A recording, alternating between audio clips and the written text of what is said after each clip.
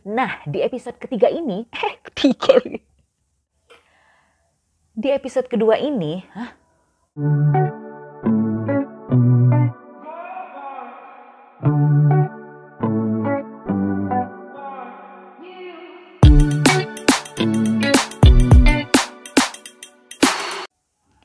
Oke, di episode kedua ini aku mau menceritakan sesuatu hal yang juga siapa tahu bermanfaat buat kamu, yaitu buat orang-orang yang susah banget memulai sesuatu, salah satunya adalah susah banget memulai YouTube.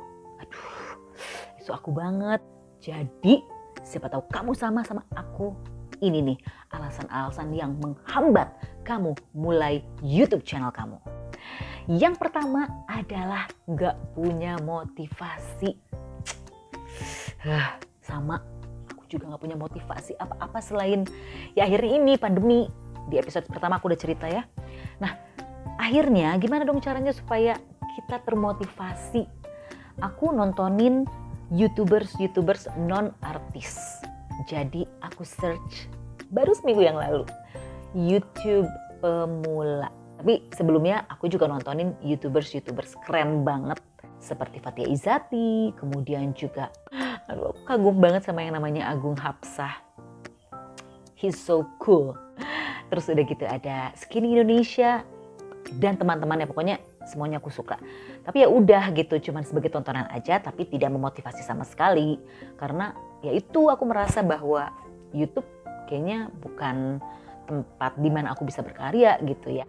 Terus gimana dong caranya meningkatkan motivasi? Yaitu nontonin YouTubers pemula yang kira-kiranya itu reachable, terus kayak relate sama kamu gitu ya. Itu caranya adalah nge-search YouTubers pemula.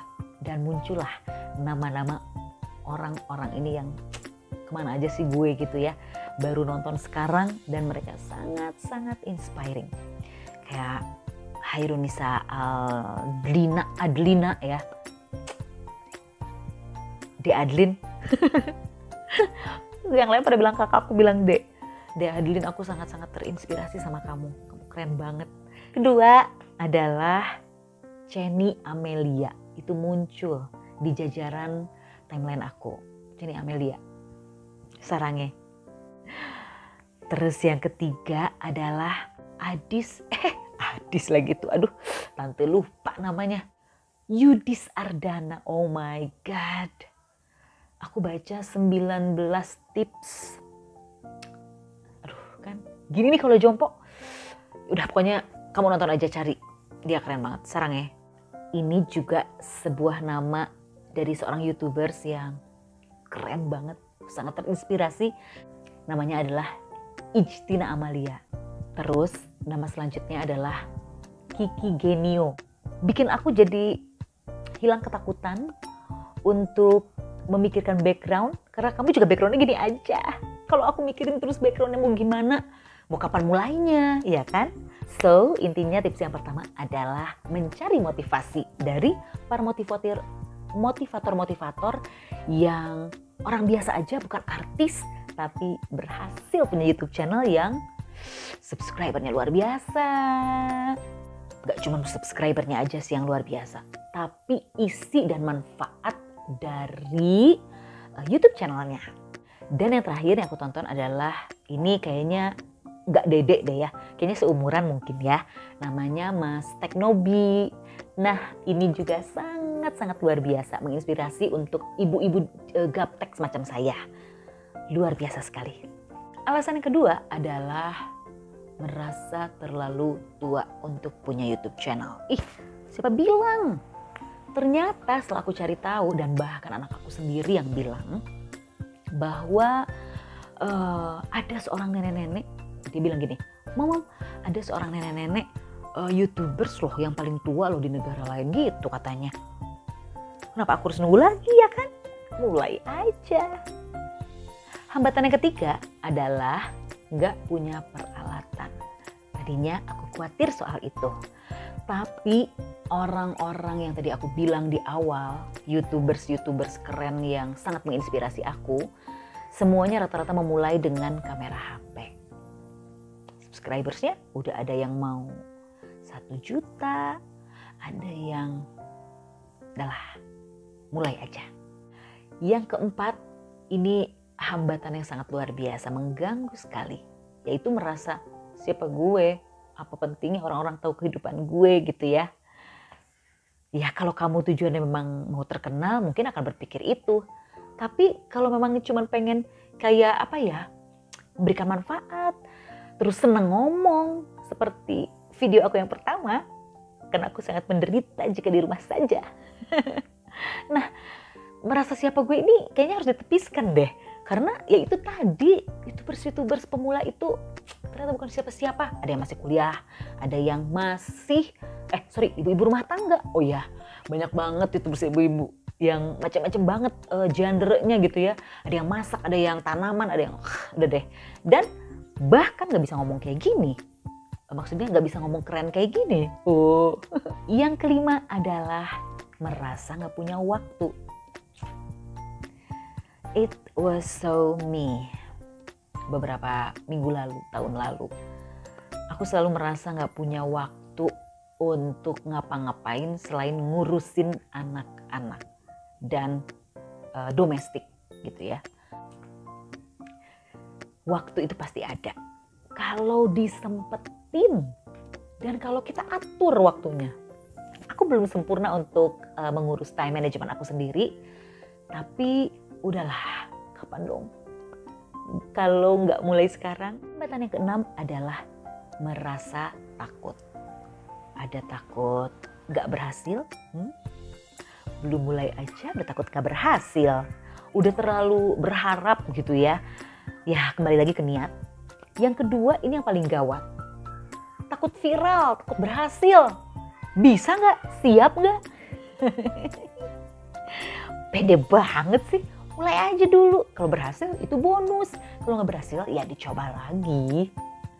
Kata aku kepada diriku sendiri. Takut satu lagi adalah takut sama netizen. Ya ampun sis, belum juga mulai udah takut sama netizen.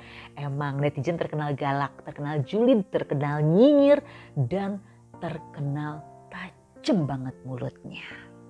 Tapi video kita belum jadi, video kita bahkan belum syuting, belum posting, belum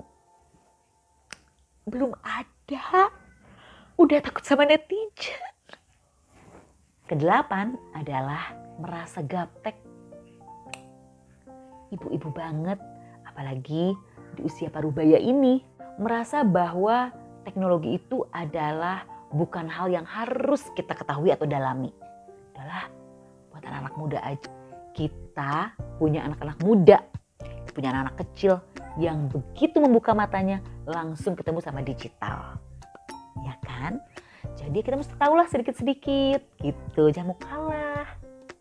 Lagi-lagi kata aku pada diriku sendiri. 9 adalah kamu merasa gak punya kemampuan apa-apa untuk ditunjukin. Ini nih yang ganggu banget. Aku juga jujur aja gak bisa masak, gak akan bikin tutorial masakan, terus gak bisa merajut, gak bisa hal-hal yang sangat ibu-ibu tuh aku gak bisa. Tapi mudah-mudahan ada hal-hal yang ya gitulah, macam-macam pemikiran-pemikiran yang bisa diungkapkan di sini barangkali aku akan memulainya. Jadi buat ibu-ibu semua yang dulunya punya hal-hal di bidang kreatif yang gak bisa diem, mari kita tunjukkan apa aja lah. Yang penting mulai aja dulu. Nah, hambatan yang terakhir ya, itu adalah kebanyakan pertimbangan, kebanyakan mikir. Wah, pokoknya riweh aja, ribet banget. Pertama, nggak tahu apa-apa tentang YouTube, ya kan? Nggak tahu cara-cara ngedit. Nah, belum juga dicari, udah merasa nggak bisa. Aku tuh ketika tiba-tiba pengen membuat YouTube channel, itu aku langsung membuka YouTube pemula, riset sedikit, masing-masing YouTubers, pertimbangannya ini aku catat, udah cukup segitu aja dulu. Karena kalau kita semakin mikirin, semakin ternyata gini ribet juga ya bapak-bapak, nggak akan mulai-mulai. So itu aja hambatan-hambatan yang bikin kita nggak mulai-mulai untuk ke YouTube atau nggak mulai-mulai ngelakuin apapun, bisnis kek, berkarya kek, atau mimpi-mimpi kamu yang pengen kamu capai itu belum dimulai-mulai juga. So, itu dia hambatan-hambatan yang mungkin bisa kita review bareng-bareng. Dan ini menjadi manfaat buat teman-teman semua yang pengen berkarya lagi, yang pengen memulai apapun itu gitu ya. Mudah-mudahan ini bisa jadi semangat kamu karena aku juga bisa mulai walaupun baru episode kedua. Doain aja mudah-mudahan istiqomah ya. Ya udah kalau gitu, Manik Prajana, mantan anak band Paruh Baya yang tidak pernah berhenti bermimpi untuk jadi kaya. Udahan dulu ya. Mudah-mudahan kamu bisa nonton lagi episode selanjutnya. Oke? See you when I see you insyaallah. Assalamualaikum. Lumayan lah. Jadi